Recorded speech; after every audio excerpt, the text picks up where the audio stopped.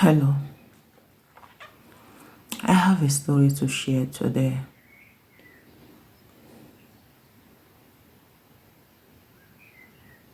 And it's a sad one. I'm sharing this story because of the lessons in the story. There's a woman that used to live in the street where I packed out from before coming to this house now. So, she's not a Nigerian. She's from Ivory Coast. We are not friends, but we are in good terms with one another. My first daughter happens to be so many years ago in the same class with her second daughter. So they are now grown-ups. So I met this woman yesterday where I was going for sightseeing. When I saw her, she was not herself. You know when you know somebody, you know the way the person used to look like. So I stopped her. I asked her if everything was okay with her. She said yes. We greeted normally. As I met to go, she drew me back, and started crying and then opened up to me. She told me, I know that this woman have 6 children, 5 girls and a boy. And the boy was her first child. She told me that her boy just died. And I asked her, was the boy sick? She said no. Did the boy had an accident? No. What then happened? That the boy committed suicide.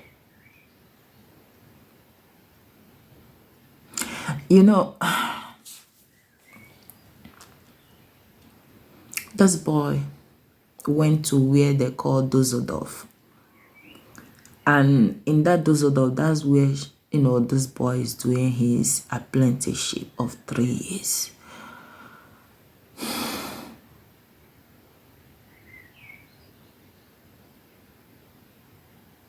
The woman got a call from the police people from Dusseldorf asking her and her husband to come to Dusseldorf to identify the body of her son. How exactly did this boy commit the suicide? The boy jumped into a train. And the train, this ice train that, that the speed is too much. The boy intentionally jumped into. He's dead.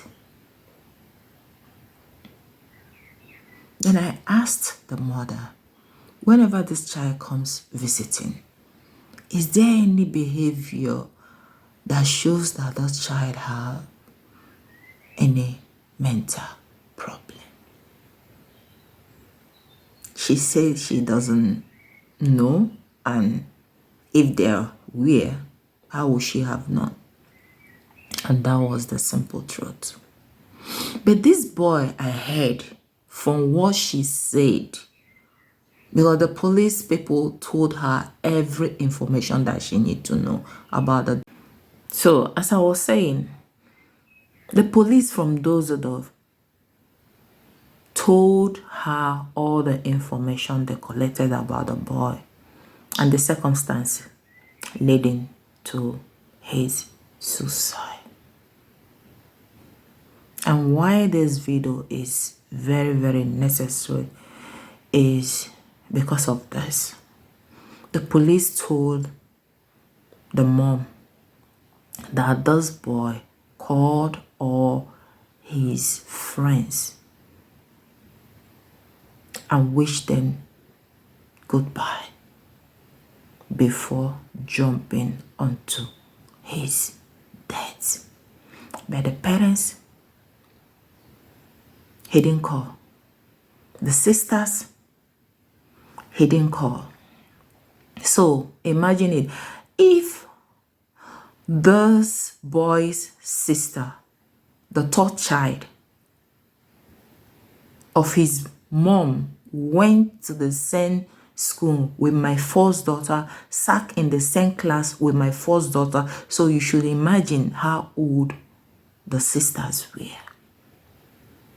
This boy didn't call the parents didn't call the sisters. And then the question is, how was the relationship at home? Dear parents in Europe, it's true you come here to make money. It's true we hardly have time for ourselves. My dear, you cannot job yourself to death. You cannot sacrifice your family on the altar of your stomach. Make out time for your children. Hear them out. Play with them. Do something together with them. Even if it means going to a holidays together, do it. Involve yourself in the growth of your children. Do you remember that you are in another man's land, not in Africa? And you should know the way you were trained is not the way in this part of the world. My heart is broken while doing this video. I don't know what else to say than to advise our parents. Make your money wisely. Work smart. Don't work to impress anybody. When you go by people's validation, you will die before your time. You look at what they post on the internet. This one will post, I finished building my house. This one will post, I bought a new car. This one will post this. This one will post this. My dear, look at the fingers on your hands. You will know that all fingers are not equal. All are not equal. When you know this, let this truth guide you.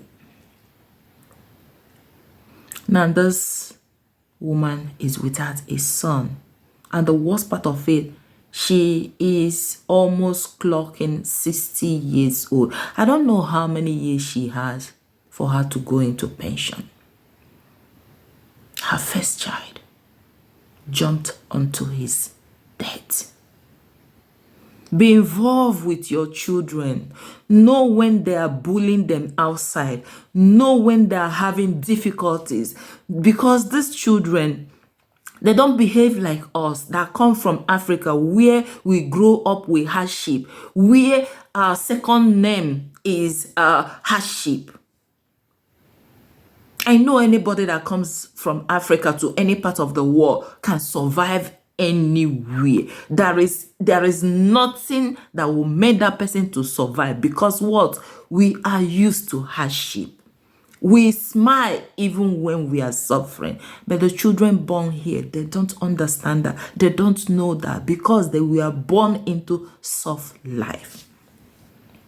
Please be involved in the upbringing and training of your children. It's not enough to give them food. It's not enough to buy shoes for them. It's not enough to God, my heart is broken. It's not enough for them just to live under your roof. You check, oh, is this person back? Is this person back? Is my child back? Is my girl back? Is my son back? It's not enough. Be involved in their life. Talk to them. Talk to them. Talk to them. Let them open up to you. Let them open up to you. If you are a parent and you don't care about the psychological, mental, emotional, financial, social well-being of your child. I wonder what you're doing as a parent. Please wake up. Wake up. Some of our children are being bullied in their schools. Some don't open up. Some are afraid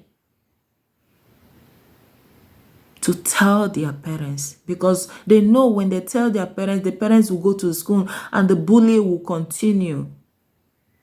But when you open up to your kids, when you create a very good atmosphere, these children will open up to you. These children will not be afraid. These children will, will come to you whenever they have problem.